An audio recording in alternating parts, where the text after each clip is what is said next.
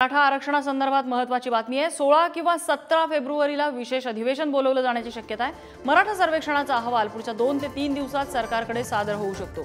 अधिवेशनाआधी मागासवर्ग आयोगाकडून हा अहवाल सादर केला जाणार आहे। या अहवालाच्या आधारे मराठा समाजाला स्वतंत्र आरक्षण देण्याचा सुधारित कायदा करण्यासाठी राज्य सरकार प्रयत्नशील असल्याचं बोललं जात आहे। त्यामुळे नेमका काय निर्णय होतो याकडे लक्ष लागलेलं आहे।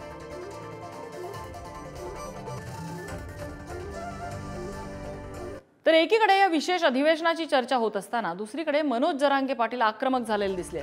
आजचा उपोषणाचा तिसरा दिवस आहे। मराठा आरक्षण अधिसूचनेची 15 फेब्रुवारीपर्यंत अंमलबजावणी न झाल्यास महाराष्ट्रात काय होतं ते तुम्हाला दाखवतो असा इशाराच त्यांनी दिलेला आहे। 15 तारखेनंतर देशभरात आंदोलन होईल। 14 राज्यात आम्ही एकत्र येतोय असंही जरांगे म्हणालेत। त्यामुळे नेमकं काय घडतंय हे बघावं लागेल।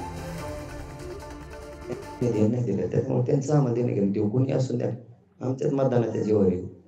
तो कोण झाला म्हणजे कोण त्याच्या जीवावर झालेला। त्यांना परत घरी हिंडायला लावायला आम्ही खंबीर आहेत। आता आम्ही 14 राज्यात एकत्र यायला लागलो। हो, त्याला कळण कसा असतो। 15 तारखेला फक्त तुम्ही अंमलबजावणी करू नका।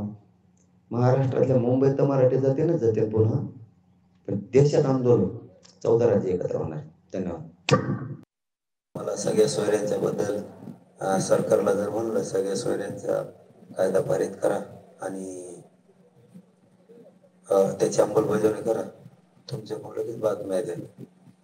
14 तारखेला 15 तारखेला 16 तारखेला अधिवेशन होणार आहे असे सरकारकडून बातम्या येतील आणि वेगळं काय आले तरी तुला सांगत आम्ही विशेष अधिवेशन सगळ्या सोयऱ्यांचं अंमलबजावणी करा। तर तुम्ही आम्हाला ते सांगता उपोषण सुरू आहे, सगळ्या सोयऱ्यांची अंमलबजावणी व्हावी आणि मागासवर्ग आयोगाचा अहवाल स्वीकारून मराठ्यांना टिकणारं आरक्षण द्या, कायदा बनवून।